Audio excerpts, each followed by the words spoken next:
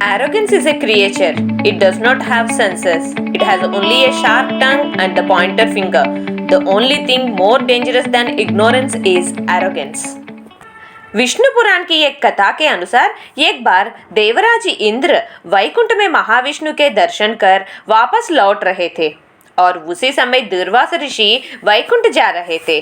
दूर्वास ऋषि ने ऐरावत हाथी पर बैठे इंद्र को देखकर फूलों की एक माला भेंट की, लेकिन इंद्रदेव अपने मद और वैभव में डूबने से वो माला अपने ऐरावत हाथी के गले में डाल दी।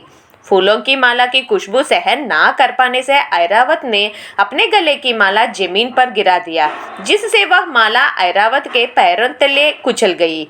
इंद्रदेव के इस हरकत से खुद का और महालक्ष्मी का अपमान समझकर क्रोधित हुए दूर्वास ऋषि इंद्रदेव वैभवहीन होने का श्राप दिया।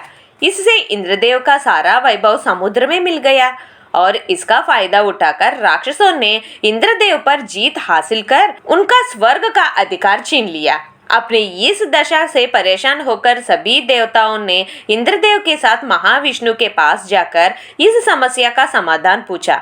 तब महाविष्णु ने देवताओं को समुद्र मंथन कर स्वर्ग का संपूर्ण वैभव वापस पाने और मंथन से निकलने वाले अमृत का उपभोग करने का रास्ता सुझाया। देवताओं को महाविष्णु द्वारा सुझाया गया यह मार्ग स्वीकार था, लेकिन इस समाधान में एक दिक्कत यह थी कि समुद्र मंथन अकेले देवताओं के बस की बात नहीं थी। उन्हें इसमें राक्षसों को भी शामिल करना आवश्यक था। इसलिए देवता और राक्षस समुद्र मंथन के लिए पर्वतराज मेरु पर्वत को मथनी और नागराज वासुकी को नेथी बनाकर वासुकी के सर के पास राक्षस पकड़ा तो पूंछ के पास देवता पकड़कर मंथन शुरू किए। महातेजस्वी वासुकी के मुख से निकल रहे विष श्वास अग्नि से राक्षस निस्तेज हो गए और देवताओं की शक्ति बढ़ती गई। मथनी स्थिर रहने के लिए महाविष्णु ने कछुए का रूप धारण कर मेरु पर्वत को अपने पीठ पर रखा और मेरु पर्वत को डूबने नहीं दिया।